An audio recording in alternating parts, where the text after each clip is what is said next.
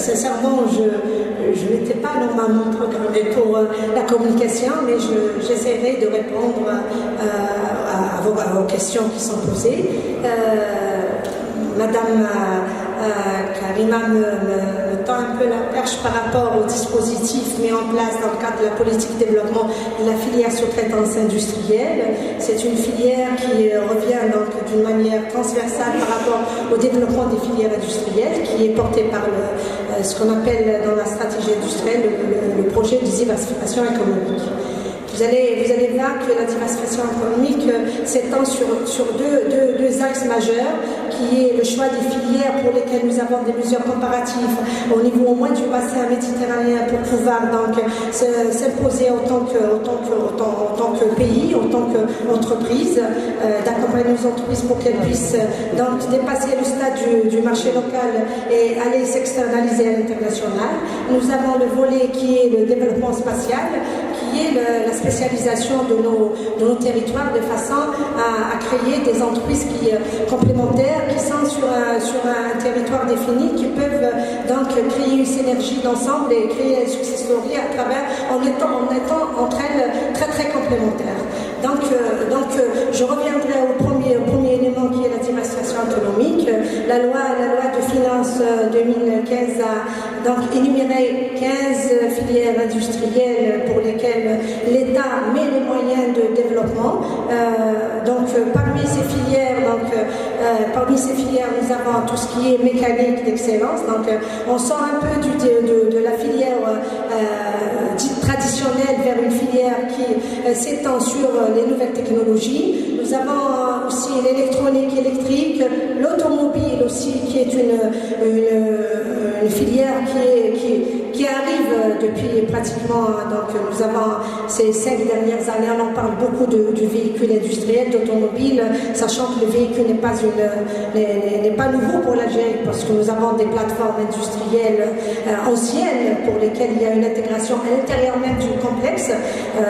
Pour nous dire l'exemple de la SLVI, qui est un exemple clé dans l'intégration locale.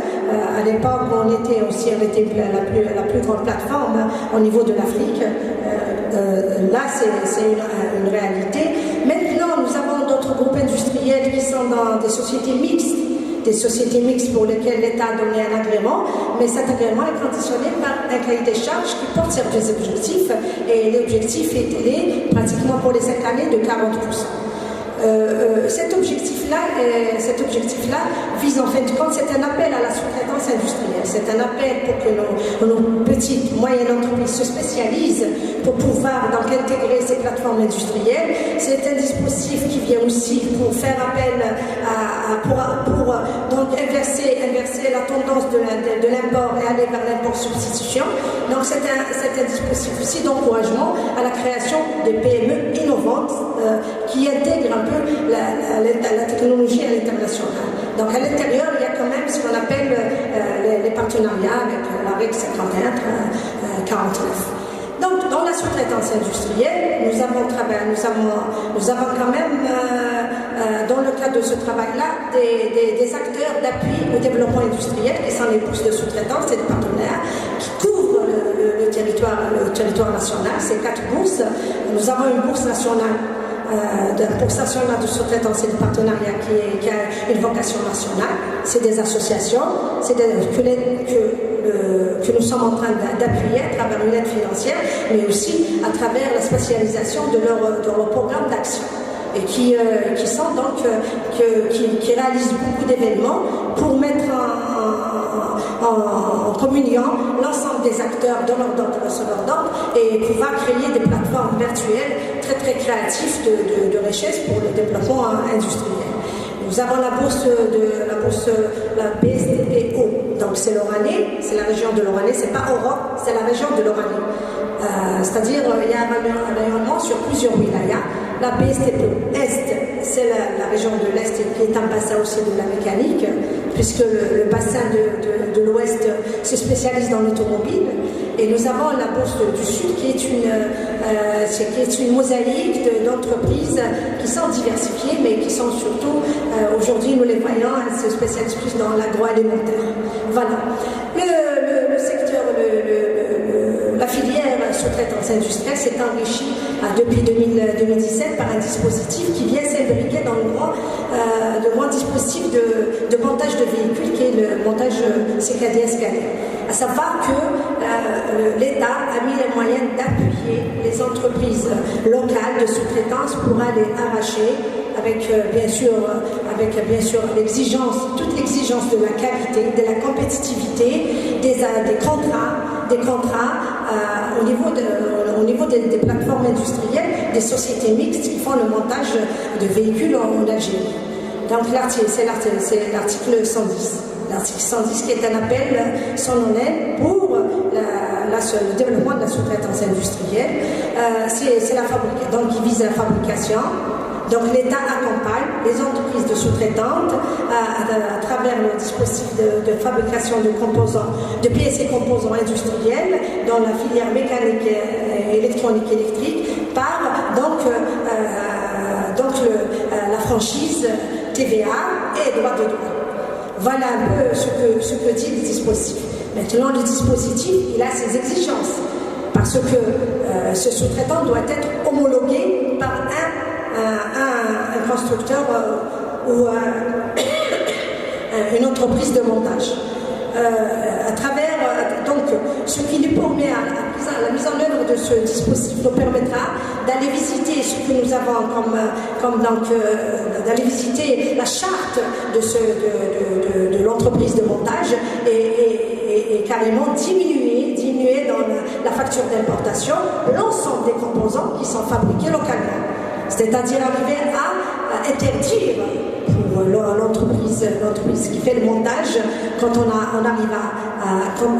nous sommes en train d'identifier, il y a déjà une identification, mais nous sommes encore en train d'identifier encore plus d'entreprises qui ont la capacité, parce que la capacité industrielle, parce que la sous-traitance, ça appelle le volume de production.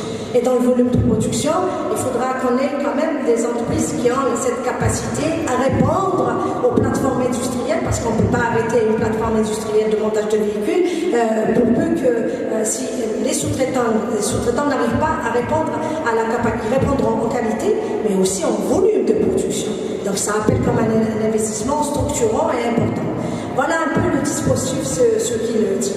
Donc il y a quand même, on va dire, il y a les dispositifs s'accordent entre eux, se complètent entre eux et visent en priorité donc la substitution du produit local à l'importation.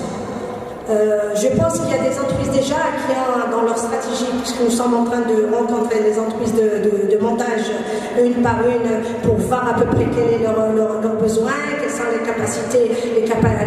capacités déjà identifiées pour l'intégration locale, quelles sont les filières pour lesquelles elles comptent mettre en premier cette intégration et quelles sont les filières pour lesquelles elles demandent d'intégrer et quelles sont les exigences techniques pour que l'on puisse orienter, même arriver à orienter notre investissement pour qu'il puisse aller sur les besoins structurants du marché national et même à l'international, puisque quand on dit une entreprise, une PME homologuée, ça veut dire qu'elle est sur la base du fournisseur de l'entreprise qui l'a homologuée, elle est sur la base du fournisseur, donc elle peut aller donc vendre son produit algérien à l'international à travers le réseau de l'entreprise qui fabrique déjà, qui produit déjà en Algérie. Voilà un peu le dispositif, comment il se présente d'une manière simple, très très concrète. Maintenant, à l'intérieur de la stratégie, nous avons aussi nous-mêmes, nous travaillons sur des orientations très techniques de façon à voir ce que nous avons comme potentiel production au niveau des sous-traitants, ce que nous avons comme technologie, ce que nous avons aussi comme capacité industrielle installée et quel est l'investissement que nous pourrons donc mettre en place, quels sont les moyens d'investissement qu'on peut mettre en place de façon réellement à créer un bloc qui pourra faire face au flux d'importation. vous-même, chacun de vous a eu à visiter la base des importations. Nous apportons de tout, du simple au plus compliqué. Donc le simple, et je pense qu'il y a la portée de nos PME aujourd'hui. Nous avons quand même des PME qui ont quand même atteint un niveau technique très intéressant. La plupart d'elles sont arrivées au moins à la certification. C'est l'une des exigences. Plus encore, elles sont sur des certifications plus techniques par rapport à la filière automobile. Voilà, donc il y a quand même, nous avons une base de données, nous avons un annuaire des sous-traitants, des entreprises de la sous-traitance, nous avons une base de données aussi qui est en fur et à mesure complétée. Elle va très prochainement être mise à la disposition des entreprises du montage de véhicules. Et ça permettra avec un simple clic à l'entreprise d'aller donc identifier l'entreprise qui pourra lui apporter des solutions technologiques et des solutions industrielles sans passer par une administration ou sans carrément attendre ou voir comment elle pourra visiter l'entreprise. Peut-être même à travers donc, une visite virtuelle, à travers donc, les premières informations qui sont données, et puis aller démarcher sur l'entreprise pour que cette filière intégreuse, pour que cette filière sous-traitance puisse être une filière qui va réellement apporter des solutions